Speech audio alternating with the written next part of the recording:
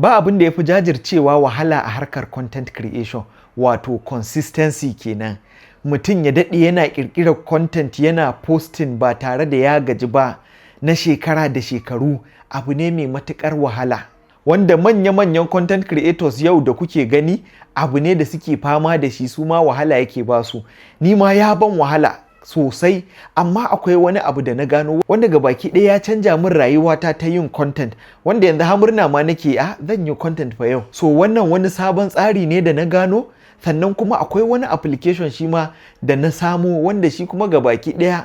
shi zai ta ma posting ba ruwanka da yin posting, wanda shi ma abu ne wanda yake ban wahala kuma yake sa ni, saboda ina da abubuwan yi kala-kala a rayuwana, so kawai sai in manta ma in yi posting, wanda na san kuma kuna da abubuwa kala-kala da yake faruwa a rayuwarku, wanda ba wai kawai posting bane matsalar ku, kuna da ayyukan yi, wani ma kasuwanci yake yi da dai sauransu, amma da app ɗin nan shi zai ma komai da komai. Da san da na fara yin content creation zan zauna ne in yi tunani idea in ya zo min na content, sai in maza in je in yi shooting, in yi editing, sannan in yi posting. Hakan idea bai zo min ba ranar ba video kenan. So haka idea tana zuwa min duk inda nake, ko in rubuta na je gida sai in maza in yi shooting sannan sai in yi posting. Sai ya zo ya zamana ina jin shawara ana cewa ai kana posting kullum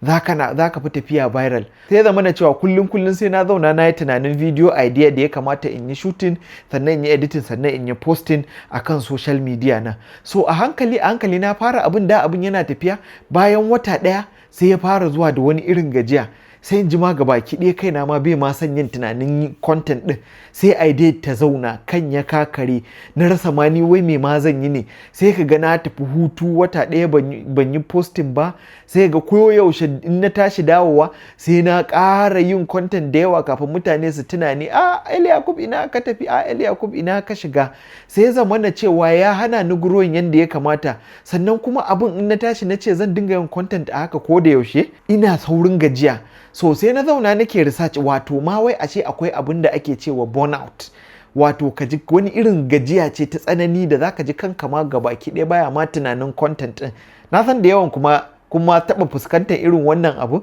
ko kuma kuna cikin ma fuskantar wannan matsalar. Wato a garin bincike na content na idea da dai sauransu, sai na gano wata sabuwar dabara da ake amfani da ita wurin ƙirƙirar content. Abu ne wanda za ka zauna ka yi tunanin idea kala-kala daban-daban, sai ka tara su da yawa, sai ka zo rana ɗaya sai ka yi shooting ɗinsu duka, sai ka samu wata rana sai ka yi editing. Bayan ka yi editing ya zama in kana da video 3, 4, 5 haka, sai ya zama na cewa akwai na yau, kana da na gobe, sannan kuma kana da na jibi, wanda haka a hankali sai ga na fara videos 2, 3, sai ga ina da na kwana 3 kenan, har na zo sai nake yin na sati ɗaya, har na zo ma ina yin na wata ɗaya. So abin kuma sai ya zo ya zama na cewa ba wai content ɗin bane ya zama na matsala, sai ya zo kuma wai posting ne kuma yanzu ya zo yake ban wahala, saboda gashi duka ina da videos. Wani lokacin ma ka tsaya a cikin wayar ka ma ka ga ka yi scrolling, ka nemo irin bidiyon mu, ka nemo wannan bidiyon da kake nema ma da za ka yi posting, ga lokacin da kake son ka yi posting ɗin, saboda abubuwa da irin da mutane muke yi a rayuwar mu, saboda ba wai content kawai muke ba a rayuwar, muna da wasu abubuwan da muke yi, sai ga ka manta ba ka yi posting ba. Wani lokacin ma sai abin ma ya latti sosai ma kake tuna ashe ma ban yi posting ba, sai ka zo kana posting a gurguje ba a kan lokaci ba yanda ka saba yin posting da dai sauransu. Sai na zo shi ma sai na fara research, sai na tadda wani app, shi wannan application ɗin shi aikinsa ya ma posting ne. To a cikin app ɗin za ka iya sa videos na wata ɗaya, wata 2 ma a ciki, ka faɗi ga lokacin da kake so ya ma posting, ka rubuta caption ɗin, in kana da ma hashtag duka komai da komai duk ka rubuta ma wannan application ɗin. Shi kuma aikinsa in ka sa mai duka bidiyoyin a wannan lokacin zai ma posting ɗin, zai ma commenting ɗin, zai ma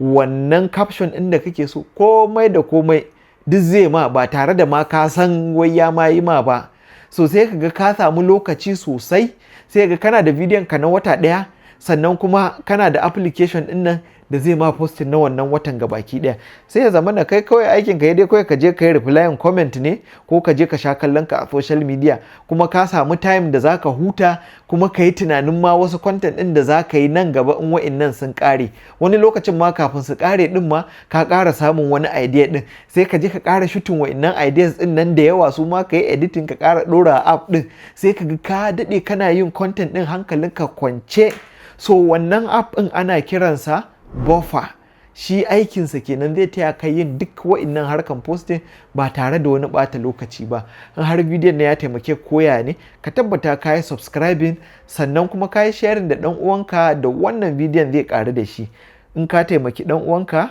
ka taimaki al'umma, kuma ni ma na taimake ka, ni ma zai ƙara bani ƙwarin gwiwa ƙara taimakonka saboda ka min sharing. So mu haɗu a bidiyo na gaba.